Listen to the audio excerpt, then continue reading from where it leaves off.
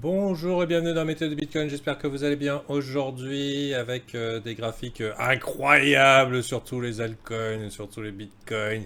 C'est incroyable, Goldman Sachs qui vient de carrément refaire sa page d'accueil pour parler des métaverses et du super trend. Donc une version 2.0 du super cycle.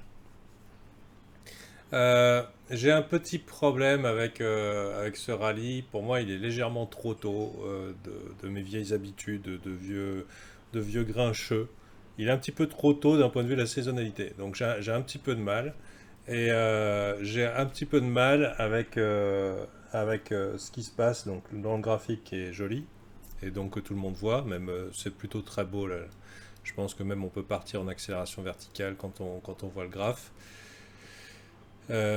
Pourquoi? Parce que les boules sont en contrôle.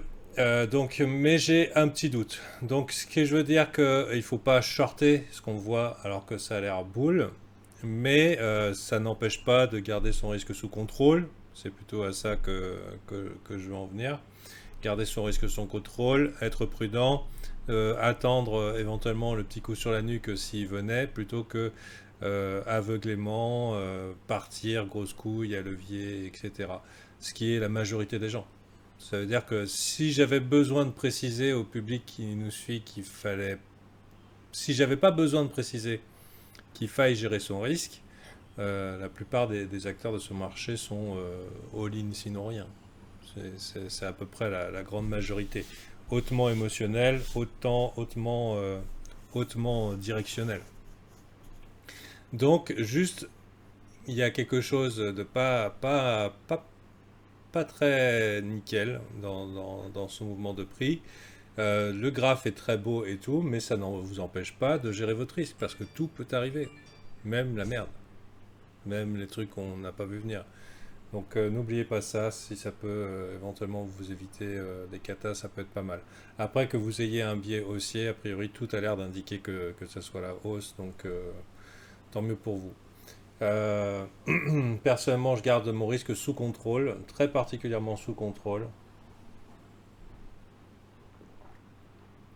Pourtant, je ne suis pas de ceux qui se sont fait défoncer en holdant la descente, mais malgré tout, j'ai un petit peu de mal avec ce qui se passe.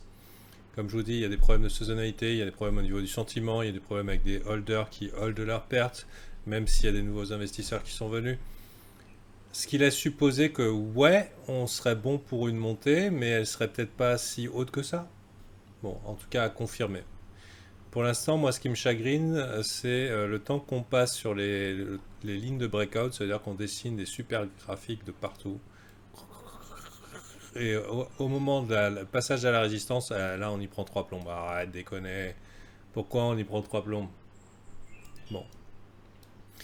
Encore, il y a aussi autre chose, c'est que dans le sentiment, est-ce que vraiment les gens sont en train de shorter le haut du range sur les altcoins? Vraiment, c'est ce genre d'environnement, le public qui short les cryptos? Non, j'y crois pas. Donc, le public ne shorte pas les montées. On n'en est pas encore dans ce stade du bear market. Donc, ce qui me laisse penser que si vous avez des positions de swing à prendre, c'est ok. Si vous êtes bullish, c'est ok.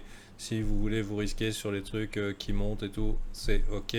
Juste gérez votre risque.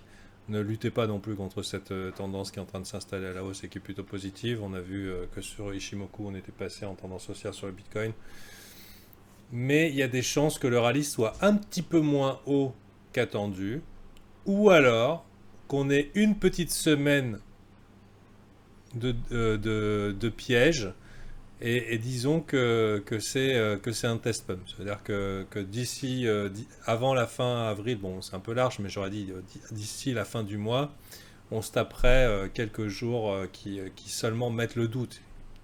Et pourquoi pas aller récupérer un petit peu plus bas les volumes des alts qui ont été achetés sur les lignes de breakout, qui étaient particulièrement bien dessinés, surtout les alts, comme par hasard. Par exemple, vous voyez, tout le monde achète la ligne de breakout. On fait une petite semaine comme ça, on rachète les volumes du public qui s'est fait rect, et ensuite on part pour une belle saisonnalité.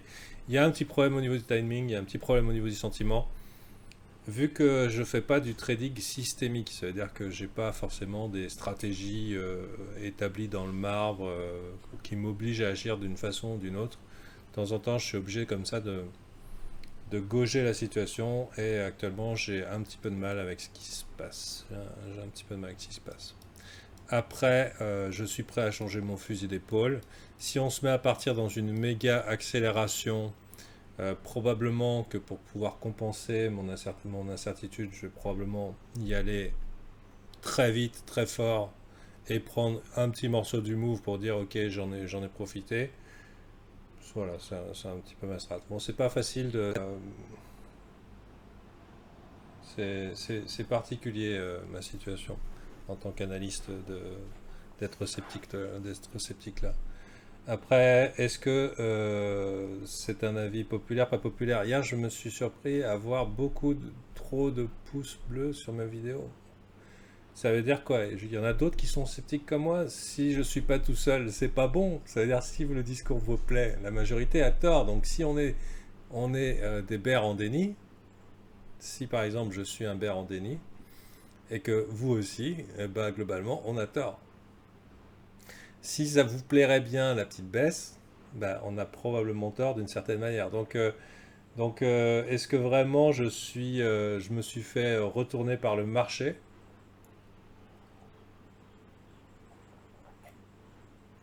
C'est possible, des fois on n'est pas en phase. Et bon, des fois on est en phase. Donc si je suis pas en phase, j'espère retourner en phase bientôt. Bien sûr, faut pas cracher sur les beaux setups quand ils sont présentés, mais c'est pas non plus obligé de miser la ferme. C'est pas obligé de se mettre en situation que ah si ça tourne mal, ah bah on sera pas là demain, puisque le marché de toute façon il sera là lui aussi dans 10, 15, 20 ans. Des bougies rouges, des bougies vertes, il y en aura toujours, donc la gestion du risque c'est capital. On va arriver dans la belle période, c'est pas le moment de se faire rect alors qu'on va avoir le printemps là. Le printemps normalement c'est bon. Donc je suis juste un petit peu sceptique sur ce début de printemps, un petit peu trop en anticipation par rapport à d'habitude. À partir de début avril, je pense que je serai plus ok pour me dire c'est bon et les directions seront peut-être un petit peu plus claires, un petit peu plus faciles. Et même carrément le marché complètement fou à la hausse, hein. Et ça c'est appréciable. Quand le marché est fou à la hausse, et qu'on repasse en mode facile, là éventuellement les dips on peut les acheter largement, etc., etc. Mais bon là si par exemple je voyais un signe de faiblesse, si par exemple surprise, motherfucker, on se retrouve avec une grosse bougie rouge qui vient ici. Si jamais ça arrive. On n'a pas l'air du tout d'être en train de faire ça. Le prix a l'air d'être en train de glisser lentement à la hausse avec un contrôle total des boules. Mais si jamais ça arrive, et ben là je serais très prudent. Voilà. Le temps que ça passe. Et puis aussi, je serai très attentif à ce qui se passe au niveau de... Voilà.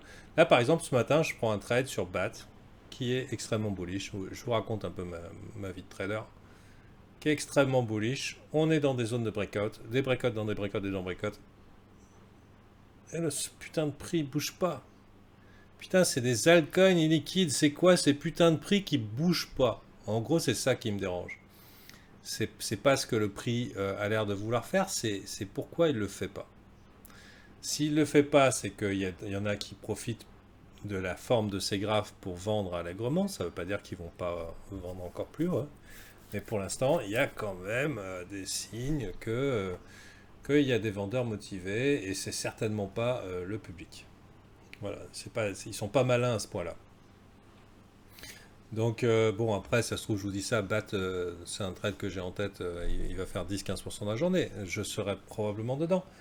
Mais c'est quoi ces résistances invisibles? Vous voyez ce que je veux dire? Enfin, vous voyez peut-être pas, qu'importe. Tout ça, c'est jetable, on oubliera ça demain, n'oubliez pas. Et puis voilà, c'était ma petite pensée du jour sur le marché. A priori bullish, avec du scepticisme de ma part, peut-être bear en déni. Et, euh, et voilà, je m'attends à peut-être des gros mouvements de volatilité, mais pas forcément à sens unique. Et, du coup, c'est très très inconfortable. Bah, achetez-le du ranch, c'est inconfortable, hein, c'est pas nouveau. Hein. Allez, bonne journée à vous et on verra demain. Bye.